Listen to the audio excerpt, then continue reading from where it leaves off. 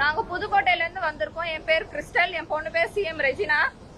காலையில 8 மணிக்கு சார்லஸ் நகர் சென்னையில எங்க வீட்டுக்காரர் வந்து புதுக்கோட்டை போலீஸ் வந்து இழுத்துட்டு போயிருக்காங்க. அவர் என்ன பண்ணாருன்னு சொல்லல, எதுக்கு கூட்டிட்டு போனான்னு சொல்லல, நடு ரோட்ல இழுத்துட்டு போறாங்க. நான் கேட்கும் போது என் நைட்டே புடிச்சு என்ன தள்ளி விட்டு போயிருக்காங்க.